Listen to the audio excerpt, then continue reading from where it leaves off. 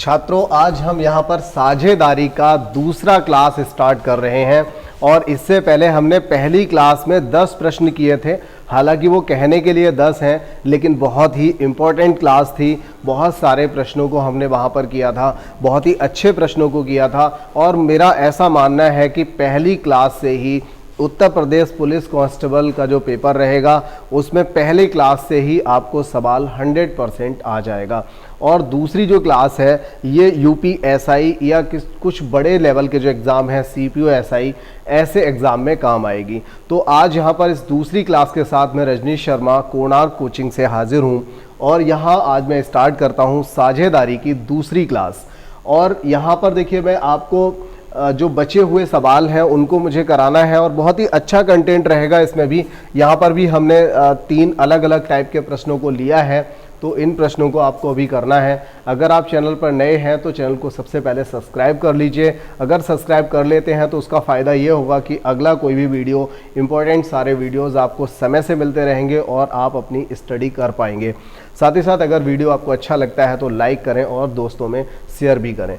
चलिए ठीक है, तो हम आज स्टार्ट करते हैं। यहाँ पर आज की क्लास का ये पहला सवाल बहुत ही इम्पोर्टेंट प्रश्न है, बहुत अच्छा सवाल है। देखिए यहाँ पर क्या दिया है कि एबीसी ने मिलकर के एक व्यापार आरंभ किया। एबीसी 3 लोग हैं, उन तीनों ने मिलकर के क्या किया है, किसी एक व्यापार को आरंभ किया है। एबीसी तीनों ने मिलकर के किसी एक व्यापार को आरंभ किया है। अब देखिए जरा कंडीशन को समझिए। ए ने कुल धन का 1/4 भाग लगाया। ए ने कितना लगाया, देखिए ए बी सी 3 लोग हो गए, उसमें से ए ने टोटल धनराशि का, पता नहीं कितनी धनराशि है, कुछ बच्चे से 100 मान के भी कर सकते हैं कि मान लीजिए 100 रुपये था, उसमें से 25 रुपया इसने लगाया। लेकिन उसके बाद उसने एक बात और यहाँ पर बोली हुई है, अगर वो क्लिक कर जाती है तो आंसर आ जाएगा तुरंत। सी ने ए तथा वी दोनों की कुल पूंजी के बराबर राशि लगाई। इसका मतलब क्या हुआ कि सी जो है उस अकेले ने जितनी राशि ए और बी ने लगाई बिल्कुल उतनी ही राशि अकेले सी ने लगाई। इसका मतलब यह हो गया कि वो अकेला आधा लगाता है और ए और बी जो दोनों हैं ये दोनों मिलकर के आधा लगाते हैं। मतलब सीधा सा हो गया कि 2,10,000 रुपए की कुल धनराशि में सी का हिस्सा आधा हो जाएगा। मतलब ये सब कुछ बेकार था। आप 2,10,000 का आधा कर दीजिए, 1,05,000 आपका आंसर हो जाएगा। कुछ बच्चों को अभी भी समझ में नहीं आया होगा, वैसे उम्मीद है मुझे कि सबको समझ में आना चाहिए। सवाल में कुछ था ही नहीं, बहुत ही सिंपल सा प्रश्न था, लेकिन बहुत देर से ऐसे प्रश्नों में बच्चे जूझते रहते हैं और दिक्कत रहती है। एक बार मैं दोबारा पढ़ देता हूं। वैसे अब समझ में आ गया होगा, जिन लोगों ने इसमें समय दिया होगा पहले से उनको लग रहा होगा हाँ वास्तव में हमने इस बात पे ध्यान नहीं दिया। बहुत ही सिंपल सा प्रश्न था, एक छोटा सा कॉन्सेप्ट था इसमें। तो मैं हमेशा बोलता हूँ कॉन्सेप्ट जो है वही हमारा कॉन्फिडेंस और पावर होता है, तो हमेशा हम कॉन्सेप्ट पे ध्यान दें तो अच्छा रहता है। चलिए ठीक है, दोबारा से हम इसको पढ़ लेते हैं क्योंकि ये हमने बहुत ही हल्के में इस प्रश्न को अभी जरा सी देर में कर दिया। तो हालांकि मैं कोई नई बात नहीं बताऊंगा सिर्फ वही बात, लेकिन एक बार रिपीट कर देता हूँ जिससे कुछ बच्चे ऐसे हैं जिनका दिमाग जो है वो थोड़ा सा पीछे पीछे चलता है या फिर वो फर्स्ट टाइम पढ़ रहे होते हैं इसलिए उनको दिक्कत आती है। मैं बताता हूँ। एबीसी ने कुल मिलाकर एक व्यापार, तीनों लोगों ने मिलकर के किसी एक व्यापार को आरंभ किया। ए ने कुल धन का 1/4 भाग यहां पर लगाया। देखिए ए ने 1/4 लगाया, बी और सी के बारे में कोई ऐसा रिलेशन नहीं दिया है। अगर ए ने 1/4 लगाया, बी ने भी कोई हिस्सा एक लगाया होता तो टोटल में से ए और बी घटा करके हम सी का हिस्सा यहां से निकाल सकते थे, लेकिन ऐसा नहीं दिया है। फिर उन्होंने हमारे लिए बहुत इंपॉर्टेंट बात एक दे दी। उन्होंने कह दिया कि सी जो है वो ए तथा बी दोनों के बराबर धनराशि लगाता है। मतलब साफ हो गया ए और बी जितना लगाते हैं उतना ही तो सी लगाता है। तो कहने का मतलब ये हो गया जितना सी लगाएगा उतना ए और बी दोनों लगाएंगे। इट मींस जितनी भी राशि होगी उस राशि का आधा हिस्सा सी लगाएगा, आधा हिस्सा ए और बी लगाएगा। तो सीधी सी बात है, जितना प्रॉफिट होगा उसमें से आधा हिस्सा किसको मिलेगा, ए को मिलेगा। सी को मिलेगा। किसको मिलेगा, सी को मिलेगा। अब अगर आपसे पूछा जाता है कि ए को कितना मिला, बी को कितना मिला, सी को कितना मिला, तो आप यहां से बता सकते हो। कैसे बताओगे? अगर सी को मिला आधा, देखिए एक बात तो आप पक्का समझ गए कि इसका आंसर 2,10,000 का आधा 1,05,000 आएगा। अब मैं यहाँ पर प्रश्न जो पूछा गया है मैं उस पर बात नहीं कर रहा हूँ, ठीक है।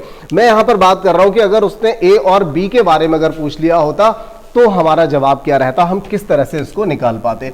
तो देखिए अगर इसने आधा लगाया और पहले वाले ने कितना लगाया, चौथाई लगाया, ये बात हमसे सबसे पहले हमें बता दी गई थी। तो एक बात और पक्की हो गई है कि दूसरे वाले ने भी भाई चौथाई ही लगाया होगा। बहुत ही आसान हो गया था, क्योंकि सी ने अगर आधा लगाया, इसने चौथाई, तो बचा कितना, चौथाई और बचा, तो वो चौथाई भी किसने लगाया होगा, बी ने लगाया होगा। मतलब ए और बी इन दोनों ने बराबर राशि लगाई थी और इन दोनों के टोटल के बराबर किसने लगाई, सी ने लगाई थी। तो आप अब आराम से अपना आंसर दे सकते हो। आप कह सकते हो 1:1:2 के अनुपात में इन लोगों ने धनराशि को लगाया था। ठीक है, तो फिर अगले प्रश्न की ओर चलते हैं। बहुत ही सिंपल सा प्रश्न था, इसमें वैसे हमने लिखा तो कुछ है नहीं, लेकिन जितना भी लिखा है उसको मिटा लेते हैं। दूसरा प्रश्न, तब तक तुम लोग जो भी तुम्हें पूछना है अपना कलेक्शन कर लो, देख लो, ठीक है। चलिए ठीक है, दूसरा प्रश्न देखो यहाँ पर, एबीसी साझेदारी में सम्मिलित हुए और उनकी पूंजियां, एबीसी साझेदारी में सम्मिलित हुए, मतलब एबीसी तीनों लोगों ने एक कोई काम साझे में करना स्टार्ट किया और उनकी जो पूंजियां थी। ये थोड़ा सा अच्छा प्रश्न है, मतलब इसको हम सॉल्व करेंगे, वास्तव में बढ़िया लगेगा। तो एबीसी जो है उनमें से देखिए 1/3, 1/4 और 1/5 के अनुपात में पूंजियां लगाई गई थी। ए जो है 4 महीने बाद अपनी आधी पूंजी वापस ले लेता है। तो सबसे पहले हम क्या करेंगे, इस पूंजी को जो यहाँ पर दी गई है कि एबीसी ने कुछ इस अनुपात में अपना जो पूंजी है उसको निवेश किया है, तो सबसे पहले फर्स्ट ऑफ ऑल हम ये करेंगे कि इन तीनों को थोड़ा सा सुंदर लेके आते हैं, सुंदर स्टाइल में ले आते हैं, मतलब एक मानक रूप जो होता है, स्टैंडर्ड फॉर्म जो होती है उसमें लेकर के आते हैं। क्योंकि अनुपात दिया है, अनुपात में भी बटे दे रखा है, तो ये थोड़ा शोभायमान नहीं हो रहा, अच्छा नहीं लग रहा है। तो हम यहाँ पर क्या करेंगे, इन तीनों का जो नीचे दी हुई संख्याएं हैं, इन तीनों का एलसीएम ले लेंगे और उस एलसीएम को लिखेंगे ऊपर। तो देखिए जैसा कि आप जानते हैं, इन तीनों का एलसीएम मतलब इन तीनों से कटने वाली एक संख्या, तो वो संख्या हो जाएगी 60। ठीक है, तो हमने 60 को ऊपर लिख लिया और यहाँ से जब काटेंगे तो 20:15:12, यहाँ से आपका वो अनुपात निकल आएगा। चलिए खैर और आगे बढ़ जाते हैं। ये तो एक सिंपल सी बात हो गई, जो उन्होंने यहाँ तक बोल दी है हमने उसको कर लिया है। अब पूछा गया है कि ए 4 महीने बाद अपनी आधी पूंजी वापस ले लेता है। ए 4 महीने बाद, मतलब 4 महीने के लिए तो इसने, ये देखिए मिटा देता हूं मैं इसको, ए क्या करता है 4 महीने तक तो 20 रुपया अपना लगा रहने देता है, लेकिन इसके बाद वो अपनी आधी पूंजी वापस ले लेता है। मतलब 4 महीने तक उसने अपना 20 रुपया व्यापार में लगा रहने दिया और उसके बाद 4 महीने के बाद उसका रह गया वहां पर 10 रुपया, क्योंकि उसने आधा रुपया अपना जो था वो वापस ले लिया है। चलिए ठीक है, अगर इसने वापस ले लिया है तो 1 वर्ष के बाद जो 847 रुपए का प्रॉफिट हुआ है उसमें एक का हिस्सा हमें बताना है। तो यहां पर हम कर सकते हैं, देखिए हालांकि सवाल में कहीं पर ऐसा नहीं लिखा है कि 4 महीने बाद और आधी पूंजी, ठीक है, सवाल में कहीं पर ऐसा नहीं लिखा है कि 1 वर्ष की बात हो रही है, लेकिन अंडरस्टूड है, अगर ऐसा नहीं दिया है तो इट मीन्स 1 साल का ही ऑडिट मैक्सिमम होता है, तो आप यहाँ पर 1 साल ले सकते हैं। तो ये देखिए दोनों जगह हमें 12-12 से मल्टीप्लाई करना पड़ेगा और यहाँ पर 8 से भी मल्टीप्लाई करना पड़ेगा। आप बात को समझ पा रहे होंगे मैं क्या कहना चाह रहा हूँ। तो देखिए पहला जो व्यक्ति है उसने, ए ने 20 रुपए को 4 महीने के लिए लगाया और बचे हुए 10 रुपए को, क्योंकि आधा धन जब वापस ले लिया तो 10 रुपया अभी और उसका बचता है वहां पर, उस धनराशि को इसने बचे हुए 8 महीने के लिए लगाया। जबकि बी तथा सी इन दोनों ने कोई भी धनराशि अपनी वापस नहीं ली थी, तो जितनी भी धनराशि थी पूरे वर्ष भर के लिए इन्होंने लगा दी थी। तो यहां से हम इनका अनुपात निकाल लेते हैं। ये देखिए 20 चौका 80, 10 80, यानी कि ये हो गया आपका 160 और ये हो गया 180 और 12-12 बन गया आपका 144। अब देखिए अभी भी ये 4 से कट जाएगा तो 40, 45 और 36 आपका यहाँ से अनुपात निकल करके आ जाएगा। ठीक है ना, 40, 45, 36, बिल्कुल ठीक है, ये अनुपात निकल करके आ गया है। अब इसी अनुपात में हमें क्या करना है, 847 रुपए को इस अनुपात में डिवाइड करना है। जरा इसको जोड़ लेते हैं, ये देखिए कितना बनता है, अभी अभी पता चल जाएगा। 40 और 45 हुआ 85, 85 और 30 अगर हम जोड़ेंगे तो 115 हो जाएगा। 115 + 6 ये सब 121 हो गया। कितना हुआ? 121 हो गया। तो हम क्या करेंगे कि इस 847 रुपए को 121 हिस्सों में डिवाइड करेंगे। तो 12 सत्ते 84, देखिए आपको नजर आ रहा होगा, 12 सत्ते 84, 1 सत्ते 7, मतलब 7 से पूरा पूरा कट जाएगा। तो यहां पर एक हिस्सा 7 रुपए के बराबर आ जाएगा। और उन्होंने हमसे पूछा क्या है कि ए का हिस्सा बताइए, मतलब ए का हिस्सा, तो 40 हिस्से आपको देने हैं जो कि 7 रुपए के होंगे। तो 7 चौक 28, यानी ए को देना पड़ेगा 280 रुपया। ठीक है, तो बहुत ही अच्छा प्रश्न था। आपने जैसा कि समझा होगा इस प्रश्न को, बहुत ही बेहतर प्रश्न था। अगर कोई भी दिक्कत रह गई है, कोई कमी रह गई है समझने में, तो आप वीडियो को थोड़ा सा पीछे करके दोबारा देख सकते हैं। लेकिन हाँ, सवाल अब तक का इस पूरे चैप्टर का सबसे अच्छा प्रश्न आपके सामने है। अगला प्रश्न है हमारा तीसरा, और तीसरे प्रश्न की ओर हम चलते हैं। उम्मीद है आप लोग सही से पढ़ रहे होंगे। अगर मेरी बात को आपने समझने की कोशिश की है तो आपने इनको करना स्टार्ट किया होगा। और देखिए, अगला जो चैप्टर रहेगा उस चैप्टर से हम यहाँ पर नंबर ऑफ क्वेश्चंस भी बढ़ाने वाले हैं। अब क्लासेस जो है थोड़ी सी लंबी होंगी और क्लास की संख्या भी ज़्यादा होगी। हम अगले ही चैप्टर से यहाँ पर ये करेंगे। तो number of questions, number of classes भी दोनों ही बढ़ेंगे, इंक्रीज होंगे।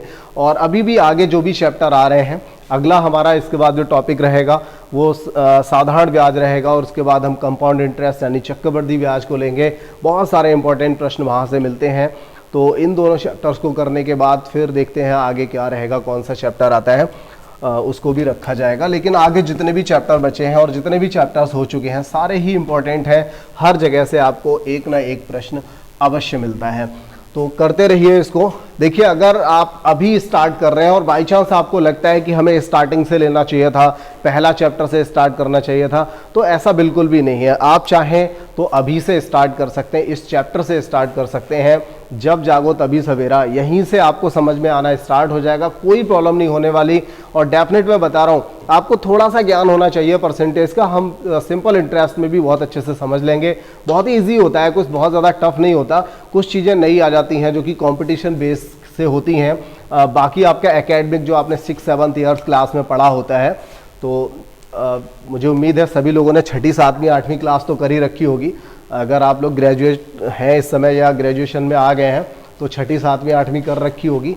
भले ही अच्छे से ना करी हो, याद ना हो ठीक से, लेकिन मैं उसको याद करा दूंगा। बहुत अच्छे से आपको समझ में आना स्टार्ट हो जाएगा। तो देखिए, यहाँ पर हम तीसरा जो सवाल है हमारा, उसको लेकर के स्टार्ट करते हैं। एक व्यक्ति 3 विभिन्न योजनाओं में 6, 10 और 12 वर्ष के लिए क्रमशः 10, 12 और 15 की दर से धन निवेश करता है। तो देखिए, सवाल को समझने की कोशिश करिए। ये जो प्रश्न आप यहाँ पर देख रहे हैं, ये साझेदारी का भी प्रश्न है, और यही सेम प्रश्न आपको साधारण ब्याज में भी मिलता है। ठीक है, एक बार मैं सवाल पढ़ता हूं। एक व्यक्ति 3 विभिन्न योजनाओं में 6, 10, 12 वर्ष के लिए, मतलब कोई एक व्यक्ति है 3 अलग अलग जगह पर 3 अलग अलग प्लानिंग करता है, अलग अलग योजनाओं में 6, 10 और 12 वर्ष के लिए रुपया लगाता है। 6 वर्ष के लिए जहां रुपया लगाता है वहां इसको 10% का इंटरेस्ट मिलता है, ब्याज मिलता है। और जहां 10 वर्ष के लिए लगाता है वहां से इसको 12% मिलता है। और जिस जगह ये 12 वर्ष के लिए लगाता है वहां से इसको 15% का ब्याज मिलता है। लेकिन धनराशि कितनी थी ये हमें नहीं पता। तो हम यहां से स्टार्ट करेंगे धनराशियों से, क्योंकि हमें धनराशि निकालनी है। क्योंकि उसने एक बात यहां पर बोल दी है, बहुत ही अहम बात है, जिससे हमारा सवाल बन जाता है कि प्रत्येक योजना की अवधि को जब पूरा किया जाता है, पूरी हो जाती है, तो वहां से समान लाभ प्राप्त होता है। हर जगह से इक्वल पेमेंट प्राप्त होता है, इक्वल प्रॉफिट होता है, बराबर बराबर इंटरेस्ट आता है, बराबर साधारण ब्याज आता है। ठीक है, ये बात उसने हमसे पहले से ही कह रखी है। तो ये इसके थ्रू हम पूरे सवाल को बहुत आसानी से कर पाएंगे। मान लीजिए A, B, C, ये देखिए थोड़ा सा बड़ा बड़ा लिख देता हूं यहां पर, A, V और C। देखिए A, B, C 3 राशियां हैं। पहली राशि को 6% पर 10 साल के लिए लिया गया, दूसरी राशि को 10 वर्ष के लिए 12% पर, तो 10 और 12 का मल्टीप्लाई कर दीजिए। तीसरी राशि को 12 वर्ष के लिए 15% पर लिया गया, तो यहां पर हम इसका मल्टीप्लाई करेंगे। अच्छा, ये हमने क्यों किया? क्योंकि साधारण ब्याज का एक सिंपल सा फॉर्मूला होता है, साधारण ब्याज बराबर मूलधन गुणा दर गुणा समय बटे 100। क्या होता है? मूलधन गुणा दर गुणा समय बटे 100। अब देखिए जब हम इसमें बटे में 100 लिखेंगे तो ये इसका मतलब ये हो जाएगा कि पहली धनराशि पर इतना ब्याज मिला, दूसरी धनराशि पर इतना ब्याज मिला और तीसरी धनराशि पर इतना ब्याज मिला। और एक बात उसने बोली है कि तीनों ही ब्याज, तीनों ही जो प्रॉफिट थे वो कैसे थे? इक्वल थे। और यहां से हम 100 से 100 को हटा सकते हैं। साथ ही साथ अब जो बची हुई संख्याएं हैं, देखिए 5 दूनी 10, 5 दूनी 10, 5 तिया 15, जो भी संख्याएं कट सकती हैं उनको पहले काट दीजिए। और देखिए यहाँ पर आप 6 से काट सकोगे, 6 कम 6, 6 दूनी 12 और 6 दूनी 12। और इसके अलावा देखिए अभी भी 2 से कट जाएगा आपका, हर एक में से 2 2 2 कटता हुआ नजर आ रहा है। तो यहाँ पर सिंगल ए बचेगा और यहाँ 2b बचेगा और यहाँ से बचेगा 3c। अब देखिए उन्होंने पूछा क्या है कि ABC तीनों का अनुपात बताइए, मतलब वो जो निवेश की गई राशि थी उस निवेश का अनुपात बताइए। तो हम बिल्कुल आंसर के करीब पहुंच चुके हैं। इन सबको हम बराबर 1 मान लेंगे, ऐसा हमने अनुपात में पढ़ा था। अगर आप लगातार क्लासेस ले रहे हैं तो इस बात को मैंने बहुत डिटेल में वहां समझा दिया था।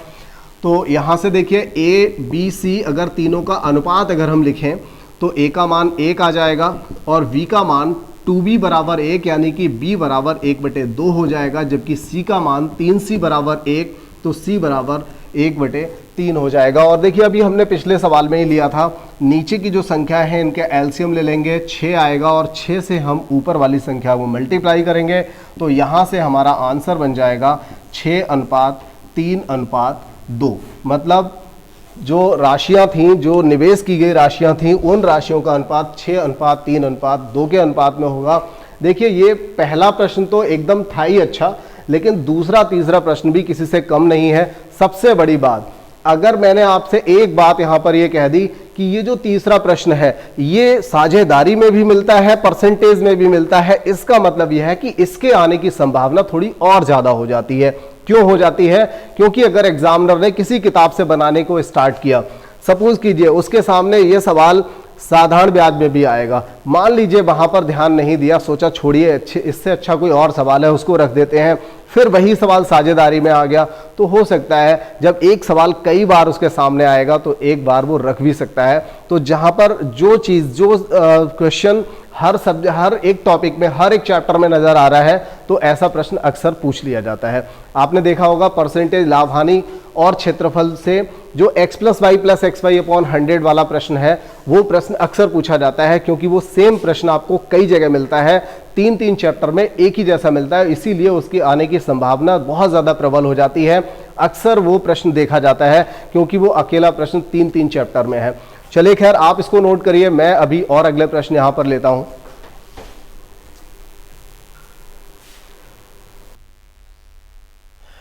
देखिए यहाँ पर और अगले प्रश्नों को यहाँ पर लिया है, पूरे बोर्ड पर हमने यहाँ पर भर रखे हैं सारे प्रश्न।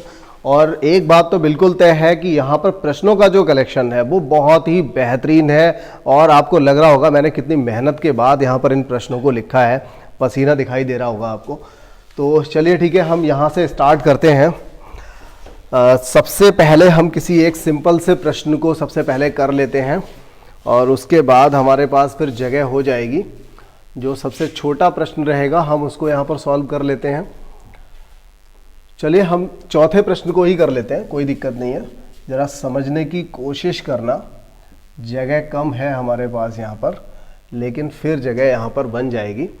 तो देखिए चौथा प्रश्न है x तथा y, ये देखिए x और ये y, x तथा y एक व्यापार में साझेदार हैं। x पूंजी का 1/3 भाग, x क्या करता है? पूंजी का 1/3 भाग लगाता है, वो भी 9 महीने के लिए। जबकि y पूंजी का 2/, y बोलता है कि y लाभ का 2/5 भाग प्राप्त करता है। जरा समझ लीजिए, बहुत ही अच्छा प्रश्न है।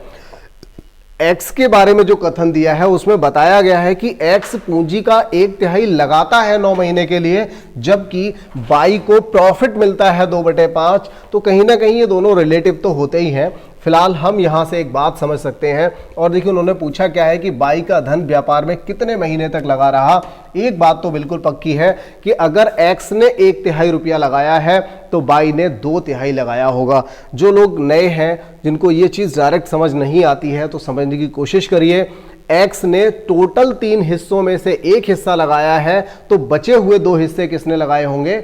बाई ने लगाए होंगे, मतलब उसने 2/3 हिस्सा लगाया होगा। ठीक है, तो यहां से देखिए आप अगर इन दोनों को अनुपात में रखेंगे और यहां पर यह भी आपको रखना पड़ेगा कि कितने समय के लिए लगाए गए।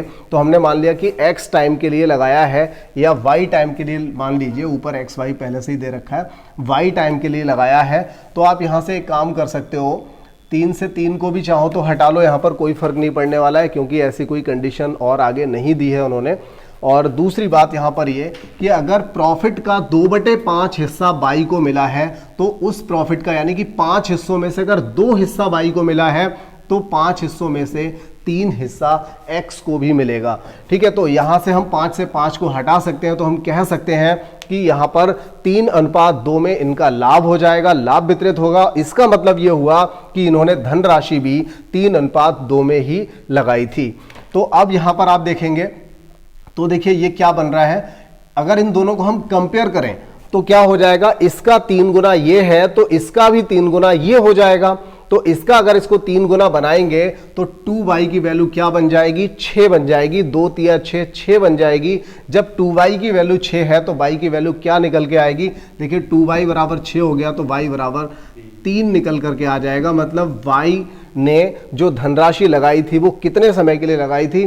3 महीने के लिए लगाई थी। देखिए प्रश्न अच्छा था, सिंपल सा था। एक बार और रिपीट करता हूं, फिर मैं इसका सॉल्यूशन और इसका प्रश्न दोनों ही इरेज कर देता हूं, जिससे हमारे पास थोड़ी सी जगह भी हो जाएगी और हम इनको कर पाएंगे। तो देखिए इसने 1/3 हिस्सा 9 महीने के लिए लगाया, तो y ने 2/3 लगाया होगा। मान लीजिए 22 महीने के लिए y को प्रॉफिट के 2/5, 5 में से 2 हिस्से मिले थे, तो फिर x को 5 में से 3 हिस्से मिले होंगे। 5 से 5 को हमने हटा दिया तो 3 और 2 का अनुपात बचा इनके प्रॉफिट का। अगर इनका अनुपात 3:2 है तो इनका जो इन्वेस्टमेंट होगा वो भी 3:2 में ही होगा। अगर इसको हम 3-2 बनाएंगे तो 3 तिया 9, 3 दूनी 6 यहां पर आना चाहिए। और अगर 2y बराबर 6 होना चाहिएगा तो फिर y की वैल्यू भी यहां पर क्या रहेगी? 3 महीने रहेगी। मतलब y ने जो धनराशि लगाई थी वो 3 महीने के लिए लगाई थी। तो ये बात आपको समझ आ गई है। इसको हटा लेते हैं। ये देखिए आपका 8वां प्रश्न था। यहां से हमने इसका नंबर जगह थोड़ी कम होने की वजह से इरेज कर दिया था। ये देखिए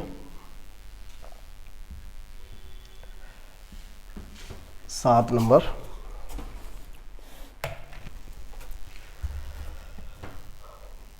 अब देखें 5वां जो प्रश्न है इसको पढ़ लेते हैं।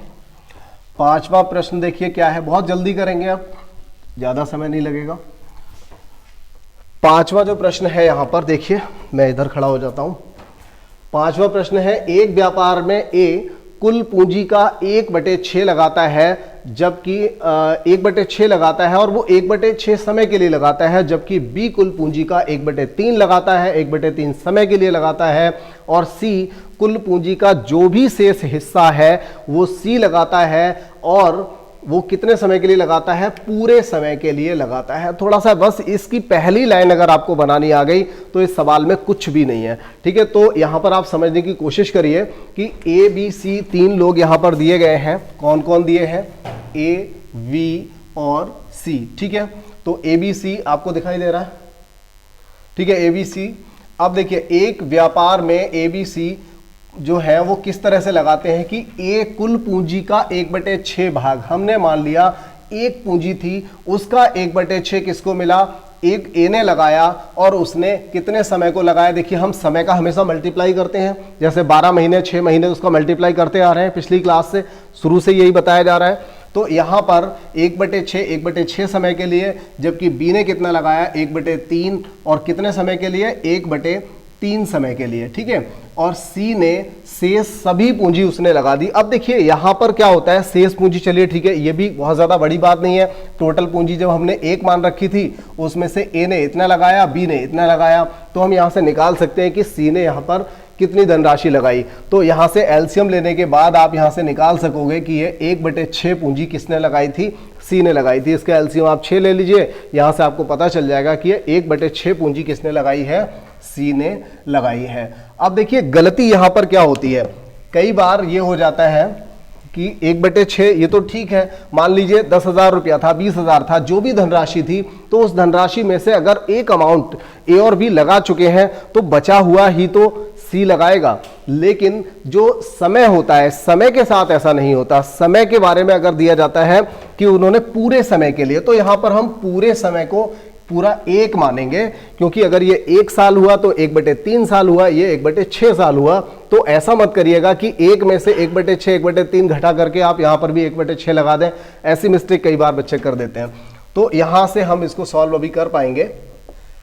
देखिए ये बनेगा 1 चाहे तो आप इसको थोड़ा काट लीजिए, 3 से अभी कट जाएगा, 3 एकम 3, 3 दूनी 6 और 3 दूनी 6, तो ये बन जाएगा 1/12, 1/3 और 1/2।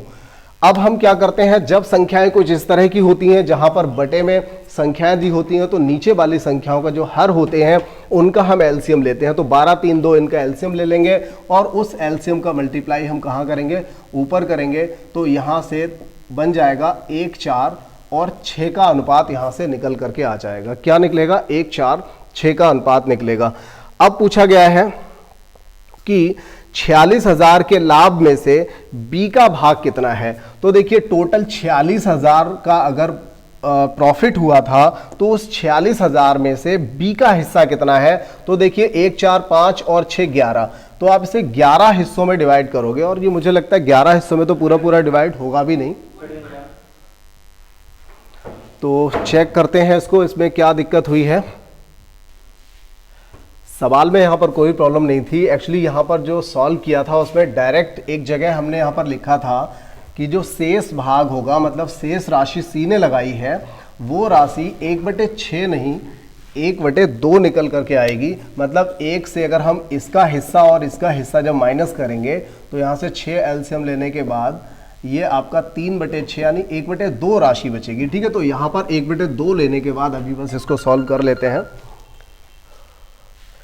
1/2 और 1 समय के लिए, ठीक है, तो यहाँ पर इतना हो जाएगा।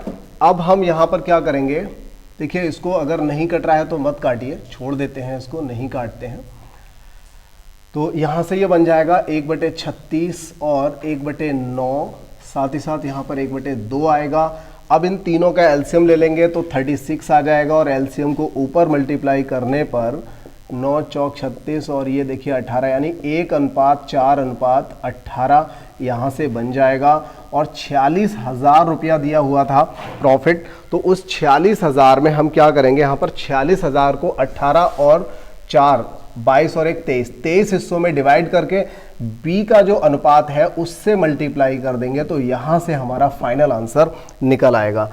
ठीक है, तो ये बात आपको सबको समझ में आ गई होगी। और इसके बाद हम अपना छठा प्रश्न यहाँ पर करेंगे। थोड़ी सी और जगह कर लेते हैं, इस प्रश्न को भी इरेज करते हैं।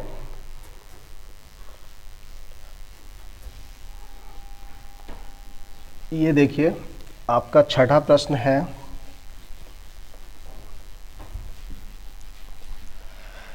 कामिनी और सुधा। देखिए मैं प्रश्न पढ़ रहा हूं, आप ध्यान दीजिए।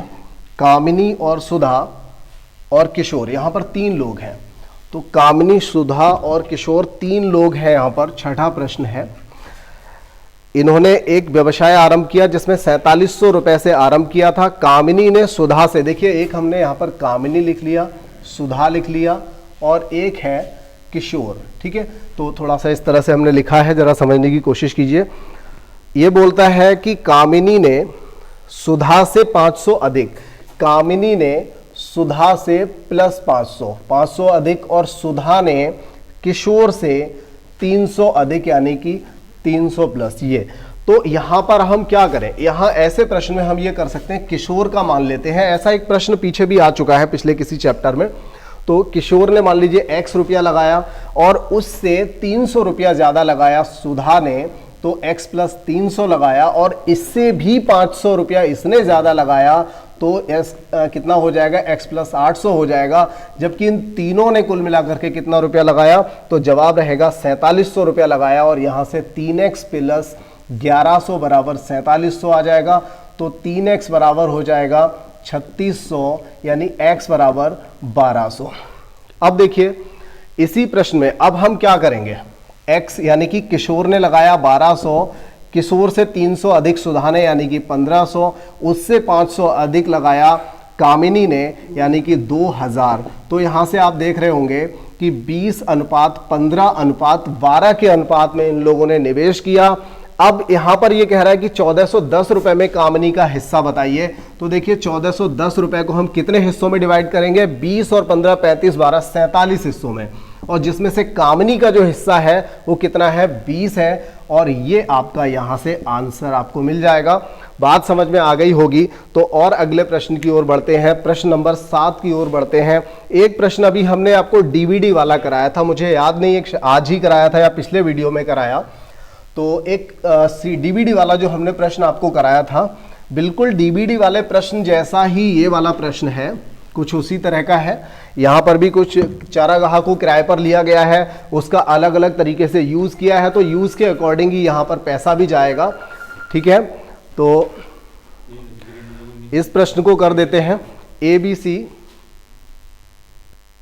एबीसी ने एक चारागाह को किराए पर लिया था। तो यहां पर क्या हुआ, उन्होंने उसका यूज किस तरह से किया है, इसको करना स्टार्ट करते हैं। 7वें प्रश्न में हम लिख लेते हैं यहां पर कि एबीसी ने एक चारागाह को किराए पर लिया था। एबीसी 3 पार्टनर थे और उनमें से ए ने क्या किया, ए ने 5 महीने तक 12 बैल चराए, जबकि बी ने 7 महीने तक 10 बैल चराए। आप नजर आ रहा होगा आपको 10 बैल चराए। और सी ने 3 महीने तक 15 बैल चराए। ठीक है, तो 3 महीने तक 15 बैल चराए।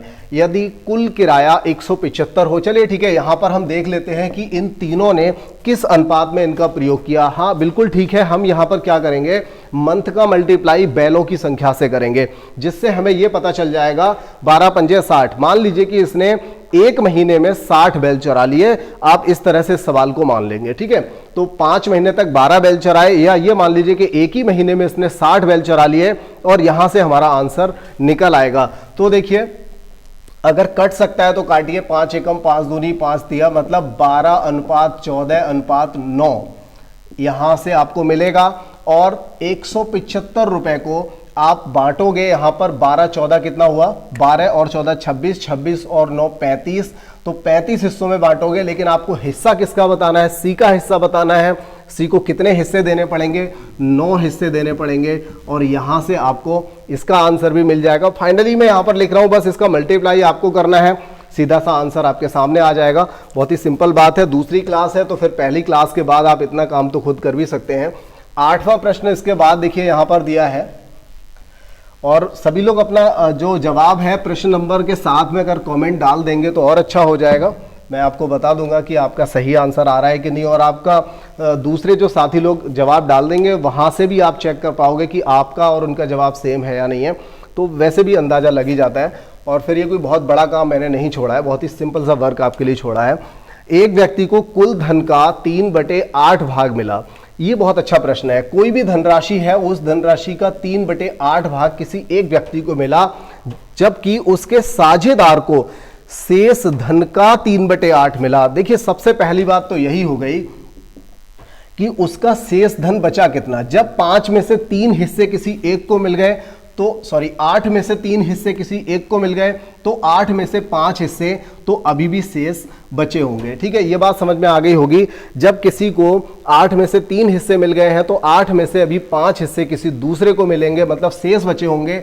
और उस शेष धनराशि का 3/8 किसी दूसरे को मिला, जबकि वो कह रहा है कि इन दोनों का जो डिफरेंस रहा वो 36 रुपए रहा। तो सवाल को बनाना ही बस मेन बात थी, और सवाल में कुछ ऐसा है नहीं। एक व्यक्ति को कुल धनराशि का 3/8, कुल धनराशि हमने x मान ली, उसका 3/8 इसको मिला। अब शेष धनराशि क्या होती है, बहुत ही सिंपल से आपको पता है। 8 में से अगर 3 हिस्से इसको मिल चुके हैं, तो 8 में से 5 हिस्से अभी शेष बचे होंगे। ठीक है, 8 में से 5 हिस्से अभी शेष बचे होंगे, और उसका यानी शेष का 3/8 किसी दूसरे साथी को मिला। दोनों साथियों का जो डिफरेंस था वो 36 रुपए था। तो कुल धनराशि हमें बतानी है, मतलब यहां से x का मान निकालना है। 3x/8 माइनस ये हो जाएगा 15x/64 बराबर 36। एलसीएम ले लेते हैं, 64 8 8 64 8 3 24x हो जाएगा यहाँ पर। और ये देखिए 15x हो जाएगा बराबर 36 हो गया, तो ऊपर से बचेगा 9x बराबर 36, गुणा में हम इस 64 को ले आते हैं, 9 चौक 36, तो x बराबर 64 चौका 256, यहाँ से आपका ये आंसर हो गया। अब देखिए इसके बाद एक प्रश्न यहाँ पर बचा हुआ है और इस क्लास का ये आखिरी प्रश्न रहेगा। मैंने आपको पहले ही बताया था कि बहुत बड़ा चैप्टर नहीं है, कुछ ही प्रश्नों में ये चैप्टर समाप्त हो जाएगा, ऐसा पहले ही मैंने आपको बोला था। तो एक छोटा सा चैप्टर था लेकिन काफ़ी इम्पोर्टेंट है। यहाँ से एक ही प्रश्न की मैं गारंटी ले रहा हूँ कि हर हालत में एक प्रश्न तो आपको ज़रूर आएगा, 2 आ जाए तो बहुत अच्छी बात है, लेकिन एक की गारंटी ले रहा हूँ मैं, पक्का आएगा। 2 मित्र P तथा Q ने 5:6 के अनुपात में, देखिए यहाँ पर P और Q बड़ा सवाल है, P, Q और R की भी बात बाद में की गई है। P तथा Q ने 5:6 के अनुपात में रुपया लगाया, तो इसके बाद क्या हुआ, 6 महीने बाद R Q के बराबर राशि जमा करके या धन लगा करके साझेदार बन जाता है। मतलब बाद में R ने भी कितना रुपया लगाया, जितना कि Q पहले लगा चुका है। अब उसने क्या किया है, देखिए इन दोनों ने काम को स्टार्ट किया, P और Q ने काम को स्टार्ट किया 5-6 के अनुपात में पैसा लगा करके, लेकिन 6 महीने बाद R शामिल हुआ, तो ये जो है R वो अंतिम 6 महीने के लिए आया, जबकि Q और P 12 महीने के लिए व्यापार में साझेदार प्रारंभ से ही थे, मतलब पूरे साल भर के लिए। अब देखिए यहां से 6 से आप काट दीजिए, 6 दूनी 12, यानी कि 10:12:6, और अभी भी कट जाएगा 5:6:3, ठीक है। तो 5:6:3 के अनुपात में PQR की धनराशि यहां पर थी, उनको प्रॉफिट भी 5:6:3 के अनुपात में मिलेगा यहां पर। तो समझ लेते हैं इसको। देखिए आगे प्रश्न में क्या कहा गया है, आगे बोला गया है कि अंत में 20% प्रॉफिट हुआ, अंत में 20% लाभ मिला, जो कि 98,000 था। तो हमें यह बताया गया है कि इस पूरे बिजनेस में 20% प्रॉफिट हुआ, जो कि 98,000 था। कौन से धनराशि का, टोटल धनराशि का, जो धनराशि लगाई गई थी। तो देखिए हम यहां से 100% अगर निकालेंगे, देखिए आप परसेंटेज से पढ़ते आ रहे हो, छोटे से बड़े हो गए, सारे चैप्टर पढ़ लिए, तो ये बातें तो आपको समझ में आती होंगी। 98,000 बटे में 20 आ जाएगा, गुणा में 100 जाएगा, और यहां से 4,90,000 आपकी वो धनराशि निकल आएगी कि कितना निवेश इन तीनों ने मिलकर कर दिया था। ठीक है, इन तीनों ने मिलकर के कितना निवेश किया था, पूछा जा रहा है कि बताइए भाई आर ने कितना निवेश किया। तो देखिए 4,90,000 का, 4,90,000 के 3 हिस्से, जबकि अनुपाती योग कितना था, अनुपाती योग 14 था। कितना था, 14। तो ये धनराशि किसने जमा की, ये धनराशि आर ने यहां पर निवेश की थी, जो कि 1,05,000 निकल करके आ जाएगा। कितना आएगा, 1,05,000। यहां से आपको आंसर मिल जाएगा। ठीक है, तो ये आज की क्लास का आखिरी प्रश्न हुआ, आज की क्लास समाप्त हुई। और अगर आपको किसी भी प्रश्न में प्रॉब्लम है तो आप मुझे उसका स्क्रीनशॉट भेज सकते हो, प्रॉब्लम अपनी पूछ सकते हो, मैं आपको बताऊंगा। और इससे पहले आप इस चैप्टर को ठीक से करें, मैं आपको थोड़ा सा 1 मिनट का टाइम और लूंगा। आप क्या करें कि किसी भी किताब से, चाहे आपके पास RS अग्रवाल है, आपके पास ल्यूसेंट है, शारदा पब्लिकेशन, SD यादव, कोई भी किताब हो, या आपके पास जो भी किताब है, आप उस किसी भी बुक को, इस चैप्टर को आप स्टार्टिंग से पहले देखिए। सबसे पहले तो आप ये 2 वीडियोस जो हैं इनको देख लीजिए, इनमें सभी हर तरह का प्रश्न दिया हुआ है। और अगर इसके बाद फिर आप जब अपनी किताब से प्रश्न लगाने बैठेंगे तो 2-3 प्रश्न आपको सेम भी मिल जाएंगे, एक जैसे मिल जाएंगे, काफ़ी हद तक सेम मिलेंगे। और उसके बाद आप क्या करेंगे, उन सभी प्रश्नों को सॉल्व करिए जो आपकी किताब में दिए गए हैं। फिर आपको अगर दिक्कत आती है तो आप पूछ सकते हैं, या फिर दोबारा से वीडियो को देख सकते हैं। तो मुझे उम्मीद है कि आपने अपना जो एक प्रश्न है जो आपकी परीक्षा में आने वाला है, डेफिनेट मैं कई बार कह रहा हूं कि श्योर आता है, हर हालत में ये प्रश्न आता है, तो ये प्रश्न आपने पक्का कर लिया है। फिर किसी अगली क्लास में मुलाकात होती है। जय हिंद।